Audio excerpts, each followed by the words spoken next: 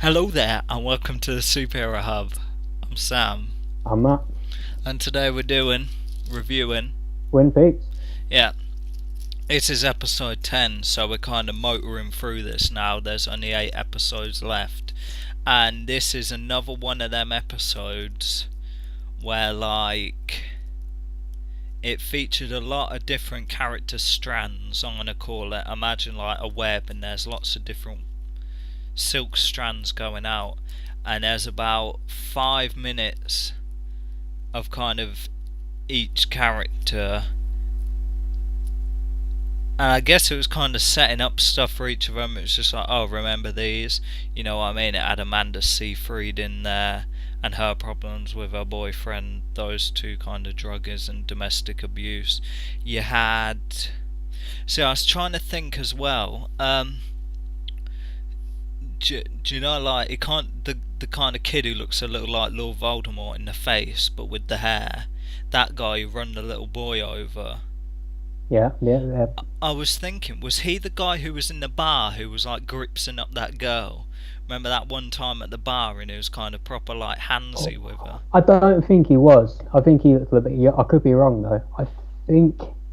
It wouldn't be out of character if it was the same guy, but I think it might have been someone different. Yeah, because I kind of had them thoughts, and this guy's kind of out of control. I guess. Yeah. I mean, the last This time. is revealed down the. Go on. Yeah, because I mean, his past track record, he ran the kid over, not bother. Because I was thinking, what actually happened as a result? What happened to that kid? So yeah, because it was like drug dealing as well. No, the actual kid who did it. So yeah, he kind of turns up at that fat girl's house. No offense. I don't know her name. I don't think her name was ever revealed. So she's kind of in a trailer park, and it was like, yo. And she was like, yeah, I know you ran over the kid, I saw it, and I wrote a letter. So he just takes it upon himself to just give a dirty knee to the door, smash the window, go in there, kill her, and just blow up the thing. It's like, this guy's got no chill. And then later on he breaks into this woman's house, and then jacks her money. Yeah, it's like... So that was the reveal. So in the original show, I suppose it's the same show. I forget her name. Was it Dawn or was it something like that? Laura Palmer's best friend, who wound up having a thing with James, and there was some other guy. Yeah. That is this kid's mother, I guess, because there are only 2 of them, and the other one is the brother, who I guess, I don't know what the politically correct term is, but he is mentally challenged in some way, right? Handicapped. Yeah, okay. Yeah, what was that deal? Because that was kind of annoying. It's like, hello, how are you today? He was like that in the original show, like Laura Palmer, like shooted him. Was like one of the only people in town like she was actually decent to, but it turned out she was also having an affair with his dad. Oh, because I was thinking, because he looked like he was there kind of against his will on first look. Now you say that, obviously not, but it looked like his hands were tied up. I thought he was kidnapped or something. Remember that in the last episode, like he was going crazy and he ran into the wall and messed up his head. Oh, I guess so. I don't remember that. So yeah, you had that. The question is like, where's his mother and what's going on with her? Because we know we've only seen. I don't think we've seen James again since the first episode. Yeah, this guy's out of control though. He's just doing whatever. You had, I guess, you had Dougie, and as I said a couple of episodes ago, I was saying about how that thing has got to end up on the news and people are going to start noticing and stuff like that. Really, I thought the FBI David Lynch guy would have been watching the TV and been like, oh, that looks like a thing or whatever. So so Robert Nepper, the guy who runs the casino, I guess is like a big guy, you know what I mean, gangster and stuff like that, gangster talk. So yeah, with Jim Belushi. I guess they're brothers, right? Yeah, they're brothers, and then they kind of they watch the thing on the news, and then they're like, oh, there's a jackpot guy. I don't know what was going on with them girls in the pink outfits. I mean, when she smacked him across the face with the remote, that was pretty funny. But then after that, they kind of went catatonic. I was like, what's kind of going on here? You know what I can't work out with, like, is it an act? Is what an act? Is the hot blonde? Is she Johnny Depp's ex-wife? Is that Amber Heard? No. Is it not? No. Whoever she is, what I'm trying to work out is, like, is she as ditzy as it seems, or is it a bit of an act? I don't know, because she kind of went, yeah, she did that thing and she smacked him and started crying. And then when she was in the casino and it was like, yo, go get that guy, it's like she was catatonic. It's like, I don't get what the hell that was about. It's like, literally, it's like you had to tell her like 4 times to do like one thing on multiple occasions. I was like, what the hell is going on here? So that was kind of weird. So yeah, it turns out they built a hotel, and like this hotel burnt down, and then they went through the insurance thing, which happens to be the one Dougie works for. He handled the claim and he ruled it as arson. And like the guy who came to see him to tell him that, he went to this other guy in Seattle because I saw the Space Needle.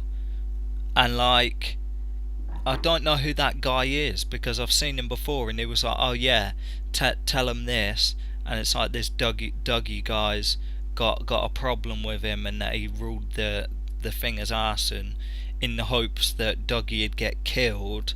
And then it was like, if that doesn't work, then you're going to have to kill him yourself. So I'm sitting there thinking, what's this guy's problem with Dougie? It's just because he's working for the evil Cooper.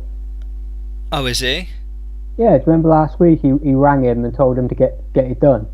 Oh, okay then, because yeah, I guess he must have been the guy who hired the Ike, the little guy, to kind of kill him as well, who kind of got apprehended. I guess the evil Cooper is trying to get the actual Cooper killed. Yeah, and then he was kind of... it's interesting because the 2 gangsters were kind of like, oh, Ike's been... Well, Robert Nepper, Teabag, was like, oh, kind of intrigued that Ike got arrested, and it was like, oh, remind me to kind of call that hit off. So I guess he was kind of like an enemy as well. Like Ike was an enemy of Robert Nepper as well. So that was kind of weird. Then you had again at the trailer park, you had Amanda Seyfried and her wasteman boyfriend, and he's smacking her about and dashing cups through the window, and the guy's just playing the guitar, like not going to get involved. Yeah, I think they're kind of redoing the thing with can't remember her name for the life of me now, but the woman who plays Betty's mum in Riverdale, but that was her role in the original show, that she was getting beaten up by her husband. So I guess they're kind of redoing that. Yeah. That you had Dougie, like, I mean, I don't know whether that was like Photoshop or whatever, or camera effects, but Carl McLaughlin, or whatever you want to call him, he's in great shape. For an older fella, yeah. Yeah, I was admiring that. I was pretty like, oh, he's in great shape, and I was thinking, you gotta remember that. And then yeah, his wife was like bothering him, man. The guy's trying to eat his cake, and she's like, yo, do you find me attractive? I'd be like, I would have been like him as well, like yamming on the, like looking at her and saying that, and then eating the cake. It's like, yo, give me 5 minutes, ask me later. And then there was a explicit carnal scene. I wonder what the point of it is. Like, is it a joke about the fact that this dude is like catatonic and now he's the perfect man for her? I don't know, but like, clearly her marriage to Dougie was kind of fraught because she was angry at him all the time, but now suddenly she likes this dude who says nothing, basically. And he was hustling as well, because he was with the prostitute. Yeah. So yeah. I'm trying to think what else. There was a picture of Evil Cooper, and he was in the apartment with the glass box in. There was that picture which David Lynch saw, and they were commenting on that.